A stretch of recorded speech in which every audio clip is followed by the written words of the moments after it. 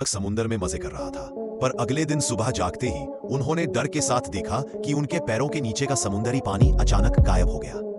पानी की जगह सिर्फ एक खाली सुनसान जमीन बची थी। फादर ने तुरंत कंपास और मैप निकाला ताकि वो लोकेशन का पता कर सके, लेकिन अजीब बात यह थी कि कंपास बिल्कुल काम नहीं कर रहा था, जैसे नॉर्थ साउथ का कोई डायरेक्शन बचा ही नहीं हो। इसी वक्त छोटा बेटा दो बड़े से क्रैब्स लेकर आया। फादर ये देख के हैरान रह गया, क्योंकि वो एक ओशन साइंटिस्ट था और जानता था कि ये तरह के क्रैब्स सिर्फ 500 मीटर डीप सी में मिलते हैं।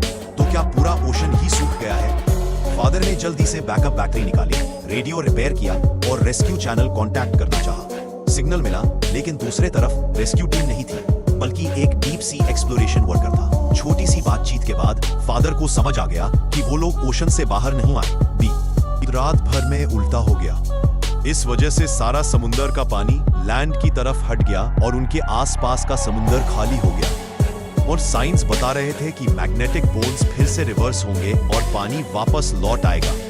और एक्सप्लोरर के हिसाब से ये फ्लिप एक हफ्ते के अंदर होगा। फादर ने एक्सप्लोरेशन वर्कर से रिक्वेस्ट की कि वो उसके दोनों बच्चों को अपने साथ ले ले ताकि उनकी जान बच सके। लोकेशन मिलने के बाद फैमिली ने जल्दी जल्दी सामान उठाया और निकलने की तैयारी की, क्योंकि जरा सी देर हुई तो वापस आने वाला सी वाटर उन्हें रास्ते में ही गले लाएगा। पैकिंग के दौरान उन्हें दूर एक आदमी और उसका डॉग दिखाई दिया। मैट उसके पास पानी लेकर गया और मदद की ऑफर की। आदमी जख्मी लग रहा था। मैट ने कहा उसकी वाइफ डॉक्टर है और वो हेल्प कर सकते हैं। पानी देकर उसने उस आदमी को थोड़ा ठीक किया, लेकिन अगले ही पल वो आदमी मैट को मुक्का मारकर गिरा देता है और फिश स्पीयर से उसको मार डालता है। पर भी भरोसा नहीं किया जा सकता। आदमी ने फिश स्पीयर एमी पर भी फेंका। उससे चोट आई, लेकिन वो बचकर यॉट के अंदर दौड़ गई और बच्चों को एक वुडन बॉक्स में छुपा दिया। एमी को एक सिग्नल गन मिली, जिसे उसने बेटी को दे दिया और कहा कि सिर्फ एक ही चांस होगा परफेक्ट टाइमिंग पकड़ना। मन अंदर घुस आया। खाना देखकर पहले शांत हुआ, फिर बाथरूम की तरफ बढ़ा, पर एमी बाथरूम के पीछे के छेद से निकलकर बोट के नीचे छुप गई थी। डॉग ने एमी को देख लिया और भौंकने लगा। डॉग अटैक करने ही वाला था कि एमी ने उससे मार दिया। मन डॉग की मौत देखकर पागल हो गया और एमी पर टूट पड़ा, लेकिन बोट के अंदर बच्चे ने सिग्नल गन चला दी। आदमी सीधा गिर गया और यॉट आग पकड़ गई। फैमिली मुश्किल से भागकर बची। फिर तीनों जॉन के पास पहुंचे, पर तभी उन्होंने देखा कि वो मर्डरर आदमी अभी भी जिंदा भागते हुए उनकी तरफ आ रहा है। फैमिली पूरा दिन भागती रही और एक कैनियन के बीच रात को छुप गई। यहां बेटे को बुरा लगा, क्योंकि सुबह उसने हेल्प के लिए बलून आसमान में छोड़ा था और शायद वही मर्डरर को उन तक ले आया। बच्चा परेशान होकर पानी तक नहीं पी रहा था। थोड़ी देर बाद भागते हुए बेटा एक छोटे पॉन्ड में शार्क देखकर खेलने लगा। तभी मदर ने दूर से मर्डरर को आते देखा और सब भाग पड़े।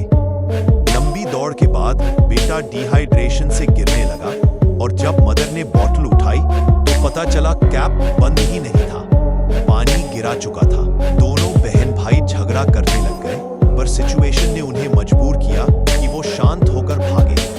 रास्ते में उन्हें एक क्रैश्ड एयरप्लेन मिला और वो उसमें रात बिताने लगे। रात को बेटी बाथरूम जाने बाहर निकली और मर्डरर उसके पीछे आया। टाइमिंग पकड़कर उस पर हमला किया और नाइफ से उसके सीने पर बार बार वार किया। अगली सुबह फैमिली साइंटिस्ट के दिए हुए कोऑर्डिनेट्स पर सबमरीन की तरफ निकल पड़ी। बेटा एक गंदे पानी के तालाब से पानी पी लेता है और बीमार हो जाता है। मदर एंटीबायोटिक लगाती है और तीनों एक ट्रैश फिल्ड बीच पर नाइट स्पेंड करते हैं। रात को मदर को अजीब आवाज सुनाई देती। वहां जायंट स्पाइडर क्रैब्स जैसे क्रीचर्स आ गए थे। ये डीप सी क्रीचर्स थे जो समुंदर सूखने पर सरफेस पर रह गए थे। वो फैमिली कंटेनर के ऊपर चढ़कर बचती है। सुबह उन्हें रेडियो मिलता है और साइंटिस्ट ग्लेन से कांटेक्ट होता है। वो बताता है कि वाटर टाइड एक्सपेक्टेड से पहले वापस आ सकती है। ग्लेन उन्हें सिग्नल फ्लेयर से डायरेक्शन देता है और फैमिली वहीं की तरफ चल पड़ती है। लंबी जर्नी के बाद वो एक विशाल क्रैक के अंदर हजारों क्रैब्स थे, उन्हीं का हैबिटेट। पर टाइम बहुत कम था, इसलिए वो क्रॉस करने लगे।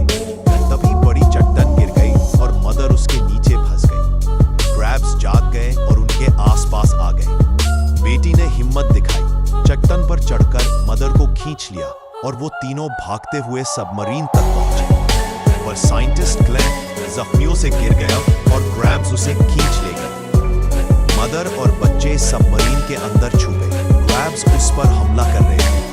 तभी बेटा देखता है कि बाहर एक ब्लू वॉल बन रही है, समुंदर का पानी वापस आ रहा था। मदर ने बच्चों को सीट बेल्ट बंधवा दी, सबमरीन हिला, घूमी और एक मैसिव सुनामी ने उन्हें दूर ले जाकर पटका।